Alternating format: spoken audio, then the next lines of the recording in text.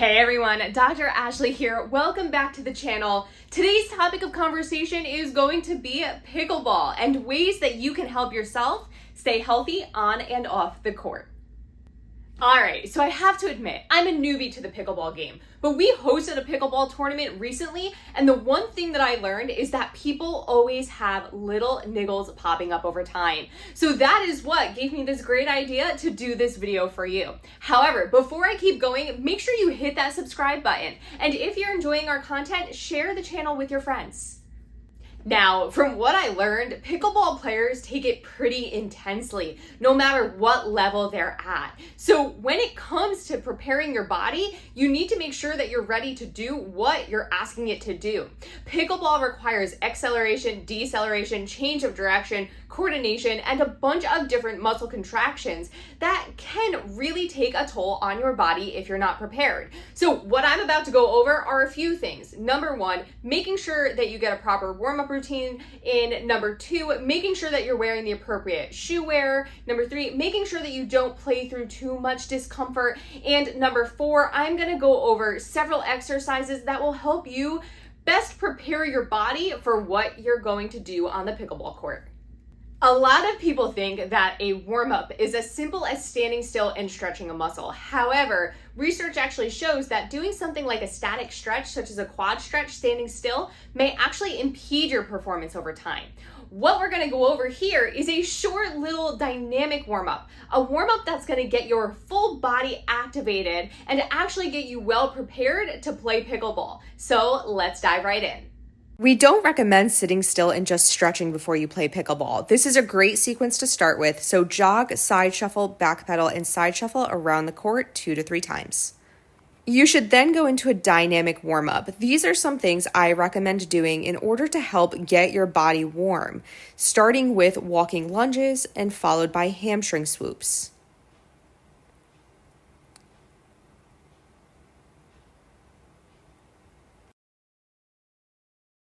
Next up is a simple walking or jogging butt kick, whichever you prefer.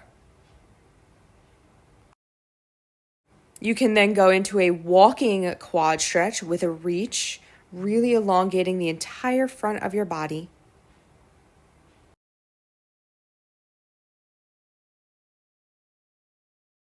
Then you're going to work on some rotation of your upper and lower body as you walk.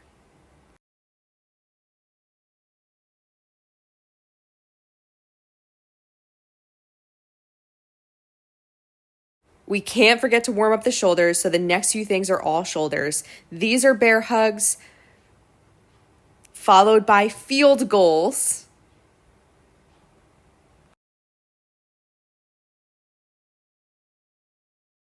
And last but not least, a skip and some shoulder circles both directions. So are you ready to talk shoe wear? Well, the big thing when it comes to wearing the appropriate footwear on the court is that actually having an appropriate pair of shoes helps you prevent injuries a little bit. So let's dive in a little bit deeper as to why picking the right shoe is important. Now, I have a disclaimer. I don't have an actual pickleball shoe with me. I don't have a court shoe. I don't have a tennis shoe, right? All of those things are very similar in nature. Any of them will work for pickleball. The big thing is that I have something that's similar, and I'll give you some ideas as to the characteristics of the shoe. And I'll also post a picture here in a short bit to give you an idea as to what a pickleball shoe looks like.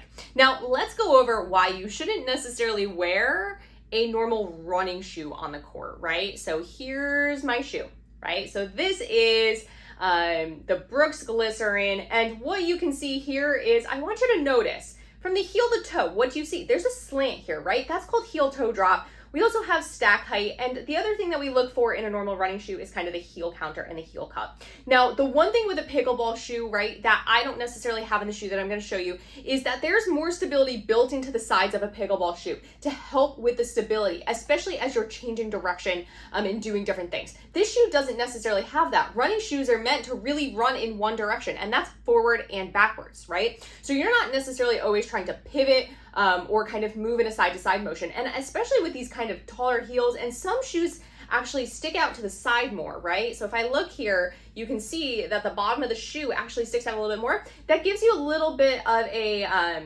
increased ability to possibly roll your ankle over time. So when it comes to playing, a normal running shoe is not normally your best bet. Cross trainers can sometimes work, but you really want to look at something like a true pickleball shoe. Now, like I said, this is not a pickleball shoe. I use this shoe to weightlift, right? So this, right, is a shoe that has similar characteristics, not exactly to a pickleball shoe. The big thing here is I can't necessarily squeeze this heel as easily. It's a little bit more stable in the heel. There's some more kind of slides built in here that keep your heel a little bit more stable over time, right? That's what we're looking for in a pickleball shoe. The other thing that you can see with this shoe, right, is that from the heel to the toe, there's really no change in that kind of height that you see, right? It's pretty similar. This is what we call a zero drop, right? And most pickleball shoes or court shoes are very similar in nature to this. The other thing for a pickleball shoe that you're going to look at is the bottom of the shoe, right? And I actually forgot to mention that when it came to this shoe. When it comes to a normal shoe, you can see that there are grooves in many different directions. They typically have a little bit more grip on the bottom of them, right? Because you're trying to withstand different surfaces as you run, possibly. Right? It also isn't great for pivoting, turning, like I've already said, because of that. Now, when it comes to a pickleball shoe, this may not be the best depiction of it, but this is the bottom of the shoe. What you can see is it's very neutral, right? There's not a lot of variation in the bottom patterns. It actually can slide a little bit more, which actually allows you to do things such as pivot, change directions, and things like that a little bit better than a normal running shoe. So that's why we really stress when you are going to play pickleball or a court sport, make sure you're in a proper shoe. It gives you a little bit more stability and it lets you do those rotational movements, change of direction a little bit better than what you'd get in a normal running shoe. So what I say is make sure that you don't skimp out on your footwear because over time, it's just going to help you in the long run. Next up is some simple advice for playing through pain. Now, how many of you on the pickleball court experience discomfort on a regular basis? However, as you start to play, it tends to go away. Well, that's okay. The big thing there is that we realize that things like arthritis and also things such as tendinitis or tendinopathies, right, they actually do typically like movement a little bit more than sitting still. So here's a little bit of disclaimer around pain. When you're playing, if your pain warms up, right, as you play, it's not getting worse and it stays between a 0 to 4 out of 10, that is fine. That actually means that you're typically not doing your tissue any harm. You're actually letting it get the stimulus that it needs in order to possibly start healing a little bit more. Now, there are other things that you should be doing, obviously, to take care of pain. I always recommend seeking out a local physical therapist, consulting with your healthcare provider, or anything of that sort. However, when it comes to kind of those numbers, make sure you're listening because if you try to push through pain that's say 5, 6, 7, 8 out of 10, you might end up sidelined for a little bit longer than you want to be. The last thing that I'm going to go over today are several exercises that you can start doing to help keep yourself healthy on and off the pickleball court. Now, these exercises came from my ideas after playing pickleball several weeks ago in our local pickleball tournament. The big thing is that pickleball requires a lot of different muscle contractions. It requires you to accelerate, decelerate, use your coordination, all the above. And if you don't have the ability to do that, well, you might end up with an injury. So I'm going to give you these ideas to hopefully help yourself decrease your risk for injury over time. Let's dive into exercises. This is a multi-directional lunge. It is great for you as a core athlete as it works on building your capacity to move in different directions. You will lunge forwards, sideways, backwards, and then also do a curtsy lunge. We recommend doing 3 sets of 4 on each side to start. Next up is a single leg calf raise. Great to help improve the capacity, the explosiveness of the calf musculature. So what you're going to do here, go ahead, throw one leg up on a bench or a chair and perform a slow and controlled calf raise. What we recommend to do at first, perform 3 sets of 10 to 12 repetitions. Next up is a multi-directional pogo hop. The big thing here is this is important for pickleball because it helps you learn how to change direction, accelerate, decelerate, and just helps your muscles acclimate to what you need to do on the court. What I recommend, 5 rounds of about 20 seconds each. From what I've heard, hamstrings are a common site of injury in pickleball, so this one's for you. This is a hamstring bridge march. As you can see, my heels are on the ground. This will target my hamstrings a little bit more than having feet flat. What you're gonna do, raise your butt up, go ahead and perform a march here. What I recommend doing at first, try 3 to 4 sets of 8 repetitions. The next 2 exercises are all to help keep your shoulders healthy. This is shoulder external rotation. Band is anchored. I have a towel in between my arm and my side to help keep my arm in a better position. What I recommend starting with is 3 sets of 10 repetitions. You should feel the fatigue. Now, next up is the opposite. This is shoulder internal rotation. So you're pulling in across your body instead of out and away from you.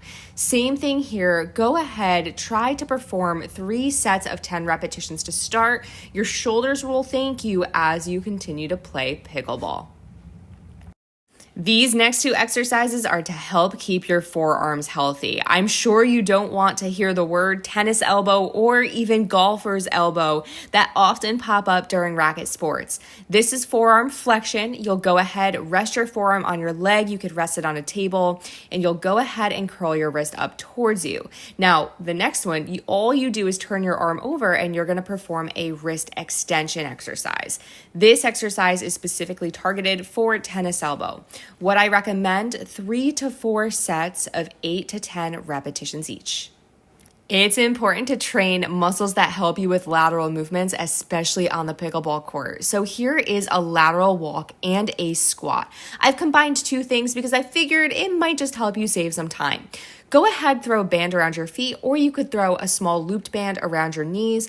The whole thing here is you do not want to see your knees cave in as you go into the squat. You want to keep pressure on the band. Go ahead, do this for 20 feet, say 3 to 4 laps at a time. Next up is a balance and hand-eye coordination drill. I am standing on one leg, throwing myself a ball, and then what you'll see is I go into cross-body patterns following the ball. This is extremely challenging, helps work your balance, but your hip muscles and arm muscles as well, all important for developing pickleball skills. Perform this for, say, 20 seconds on each side and do it about 3 times each. Well, everybody, that is a wrap on the things that you should be doing to keep yourself healthy as a pickleballer. Let's go through a little recap. Number 1, make sure that you're getting a proper warm-up in as you begin to play and before you play. The reason being is that doing a little bit more of a dynamic warm-up is only going to help your body be better at what you're asking it to do. Number 2, make sure that you have the appropriate footwear. You don't necessarily want to wear a running shoe on the pickleball court. The reason being is the shoe is not as stable as something such as a pickleball shoe. Number 3, remember your appropriate and acceptable pain level to play through is a 0 to 4 out of 10. If it goes above that, you might want to take yourself out of the game just so you don't risk being out for longer than you hope. And the last thing is make sure that you start throwing in some of the exercises that I just went over a few minutes ago. And the reason being is it's only gonna help you stay healthy over time and hopefully decrease your risk for injury. So as always, if you have any questions about any of the content that you saw in today's video, don't hesitate to post it in the comments section below.